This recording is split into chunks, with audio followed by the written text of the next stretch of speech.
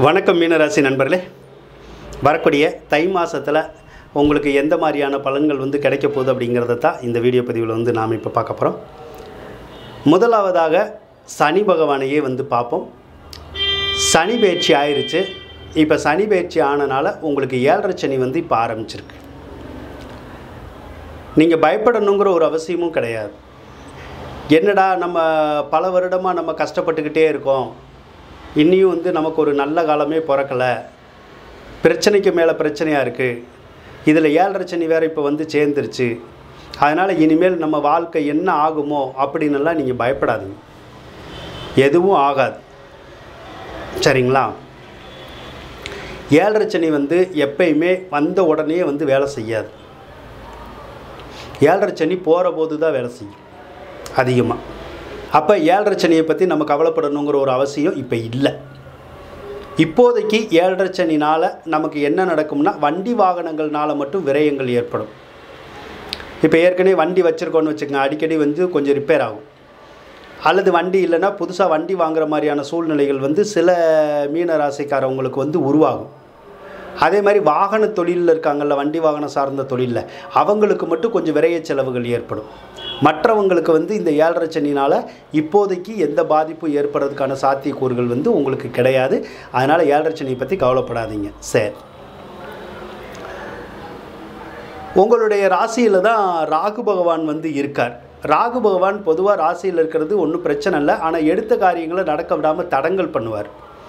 எந்த காரியத்தையும் கொஞ்சம் லேட்டாக்கி கொடுக்கறதுக்கான வாய்ப்புகளை பண்ணுவார். ஆனால் கொடுப்பார், லேட்டாக கொடுப்பார். கேது பகவான் 7ல் இருக்குது. கேது பகவான் 7ல் இருந்தால் கணவன் மனைவிக்குள்ளே கருத்து வேறுபாடுகளை உண்டு பண்ணும். ஏதாவது பகைமை உண்டு பண்ணி விட்டுரும். அதே மாதிரி கணவன் மனைவியருக்குள்ளே ஏதாவது தகாத உறவுகளை ஏற்படுத்தி விட்டுரும். அதனால் ரொம்ப கவனமாக இருக்கணும். தேவையில்லாத நண்பர்களோட, ஆண் நண்பர்களாக இருந்தாலும் பெண் நண்பர்களாக இருந்தாலும் அவங்களோட பேசுகிறதெல்லாம் தவிர்த்துக்கணும், குறைச்சிக்கணும். அதுதான் நல்லது. அப்படி இல்லைன்னா தகாத உறவு ஏற்பட்டு குடும்பத்திலேயே சண்டை சச்சரவு நிறையா வர்றதுக்கான வாய்ப்புகள் கொஞ்சம் இருக்கும், சரிங்களா? சரி, 2வது இடத்துல தான் உங்களுக்கு குரு பகவான் இருக்கார். குரு பகவான் 2ல் இருக்கிறது உங்களுக்கு நல்லது தான். ஏன்னா 2வது இடத்துல குரு பகவான் இருந்தால் ஏதாவது ஒரு வகையில் பொருளாதாரத்தை கொடுக்கணும்னு இருப்பார். அப்போ ஏதோ ஒரு வகையில் உங்களுக்கு பொருளாதாரத்தை கொடுக்கறதுக்கான வாய்ப்புகள் இருக்குது. அப்போ இனிமேல் பணம் சார்ந்த பிரச்சனைகள் எல்லாமே விலகிறதுக்கான வாய்ப்புகள் வரும். அப்போ பண கஷ்டமெல்லாம் இனி தீரும்னு எடுத்துக்கலாம். நிறைய பேர்த்துக்கு கடன் காட்சிகள்லாம் நிறையா இருக்கும். அந்த கடன் காட்சிகளெல்லாம் அடைக்கக்கூடிய ஒரு வாய்ப்புகள் சந்தர்ப்பங்களும் இனிமேல் உங்களுக்கு கிடைக்கணும்னு இருக்கும், கிடைக்கும். அப்போ குரு சகல பாக்கியத்தை கொடுக்கணும்னு இருக்கிறனால கொடுப்பார். அதே மாதிரி தொழில் சார்ந்த நன்மைகளையும் கொடுக்கணுங்கிறது ஒரு விதி குரு. ஏன்னா அவர் தான் 10ஆம் அதிபதி. அப்போ 10ஆம் அதிபதி குரு நல்லா இருக்கிறதுனால இனிமேல் தொழிலில் இடைஞ்சல்கள் வராது. அப்போ தொழிலில் இருக்கிற இடைஞ்சல்கள் எல்லாமே விலகணுங்கிற மாதிரி வந்துடும். அப்போ தொழிலில் இருக்கிற சிரம சிக்கல்கள் எல்லாமே விலகி இனிமேல் தொழில் நல்ல லாபத்தோடையும் நல்ல ஆதாயத்தோடையும் நடக்கிறதுக்கான சந்தர்ப்பம் உங்களுக்கு ஏற்படும் அப்படின்னு நம்ம சொல்லலாம். வேலை இல்லாதவங்களுக்கு வேலை கிடைச்சிடும். வேலையில் இருக்கிறவங்களுக்கு பதவி உயர்வு, சம்பள உயர்வு இதெல்லாம் கிடைக்கிறதுக்கான வாய்ப்புகள் இருக்கும்.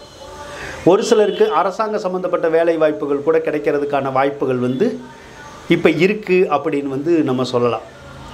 அதே மாதிரி குழந்தைகள்னால நன்மைகளை கொடுக்கும், கோவில்னால நன்மைகளை கொடுக்கும், பெரியோர்கள்னால நன்மைகளை கொடுக்கறதுக்கான வாய்ப்புகள் இருக்கும். சிலருக்கு கஷ்ட நஷ்டங்கள்லாம் தீர்ந்து நகை நட்டுக்கள் சேரக்கூடிய வாய்ப்புகள்லாம் கூட இந்த காலத்தில் கிடைக்கிறதுக்கான சந்தர்ப்பம் உங்களுக்கு நிறையா இருக்குது. அதனால் இப்போ பல வருடங்கள் நீங்கள் கஷ்டப்பட்டுக்கிட்டு இருந்தால் கூட இனி வரக்கூடிய காலங்களில் கஷ்டப்படாத மாதிரியான ஒரு சூழ்நிலைகள் ஏற்படும். பிரச்சனைகள் எதுவும் வராது. உங்களுடைய கஷ்டங்கள் பூராமே படிப்படியாக விலகுங்கிற மாதிரி தான் இருக்கும். அதனால் படிப்படியாக சிரமம் சிக்கல் எல்லாமே உங்களை விட்டு விலகிடும்.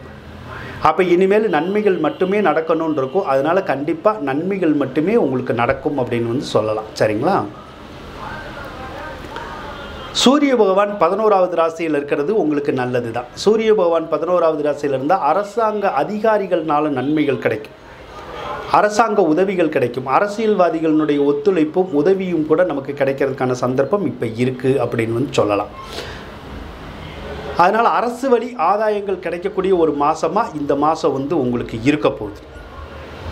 செவ்வாய் பகவானை பொறுத்தளவுக்கு 2ஆம் அதிபதி மற்றும் 9ஆம் அதிபதி 10வது இடத்துல தான் இருக்கார். அப்போ தொழிற்ஸ்தானத்துக்குடைய செவ்வாயும் வந்து உங்களுக்கு நல்லா இருக்காருன்னு தான் அர்த்தம். அப்போ செவ்வாய் வந்து சிலருக்கு பூமி சார்ந்த தொழில்களில் இருக்கிறவங்களுக்கு நன்மைகளை கொடுக்கும். ரியல் எஸ்டேட் தொழிலில் இருக்கிறவங்களுக்கு மிகுந்த யோகங்களை வந்து செவ்வாய் கொடுக்கறதுக்கான சந்தர்ப்பங்கள் வந்து இருக்குது. இப்போ செவ்வாய் பகவான் வந்து தை மாதம் 21ஆம் தேதி 11வது ராசிக்கு வருவார். அப்போ பூமி சம்மந்தப்பட்ட துறைகளில் இருக்கிறதுனால அவங்களுக்கெல்லாம் மிகுந்த யோகமும் ராஜயோகமும் கூட கிடைக்கும். மிகுந்த பணபலமெல்லாம் கிடைக்கிறதுக்கான ஒரு சந்தர்ப்பங்கள் வந்து உங்களுக்கு இருக்கும். அதே மாதிரி காவல்துறையில் வேலை பார்க்குறவங்க, இராணுவத்தில் வேலை பார்க்குறவங்களுக்கு மிகுந்த யோகமான காலமாக இனிமேல் இருக்கும் அப்படின்னு சொல்லலாம். புதன் பகவானை பொறுத்தளவுக்கு 4ஆம் அதிபதியாக இருக்கார். 4ஆம் அதிபதியாக இருந்து உங்களுக்கு 4வது இடத்தை தான் பார்க்குறார். 4வது இடத்த புதன் பார்க்கறதுனால சொத்துக்களில் இருக்கிற பிரச்சனைகள் வந்து தீரும். சிலருக்கு சொத்து சுகங்கள் வாங்கி சேர்க்கறதுக்கான வாய்ப்புகள் கிடைக்கும். சிலருக்கு வண்டி வாகனங்கள் வாங்குற மாதிரியான வாய்ப்புகள் எல்லாம் கிடைக்கிறதுக்கான சாத்தியக்கூறுகள் வந்து இருக்குங்க. அதே மாதிரி 7ஆம் அதிபதி உங்களுக்கு 10வது ராசியில் இருக்கனால உங்கள் கணவன் மனைவியருக்கு நல்ல வேலை வாய்ப்புகள் கிடைக்கும், நல்ல முன்னேற்றங்கள் ஏற்படும். கணவன் மனைவியினாலேயும் கணவன் வீட்டார் மனைவியினுடைய வீட்டார் மூலமும் நல்ல ஆதாயங்கள் கிடைக்கும், நல்ல ஒத்துழைப்பு கிடைக்கும், நல்ல உதவிகள் கிடைக்கிறதுக்கான சாத்தியக்கூறுகள் வந்து இருக்குது அப்படின்னு வந்து நம்ம சொல்லலாங்க. அதே மாதிரி புதன் 10ல் இருந்தாலும் செவ்வாய் 10ல் இருந்தாலும் நல்ல பேரு புகழ் எல்லாமே வந்து உங்களுக்கு கிடைக்கணும்னு இருக்குது. தை மாதம் 13ஆம் தேதி புதன் பகவான் வந்து 11வது ராசிக்கு வந்துடுவார். அதுக்கப்புறம் கல்வித்துறையில் இருக்கவங்களுக்கும் இந்த அக்கௌண்ட்ஸ் துறை ஆடிட்டிங் துறையில் இருக்காங்கல்ல அவங்களுக்கும் பத்திரிகை துறையில் இருக்கிறவங்களுக்கும் மிகுந்த யோக பலனை வந்து இந்த மாதம் கொடுக்கக்கூடிய ஒரு அமைப்பு வந்து இருக்கும் அப்படின்னு வந்து நம்ம சொல்லலாம். சரிங்களா?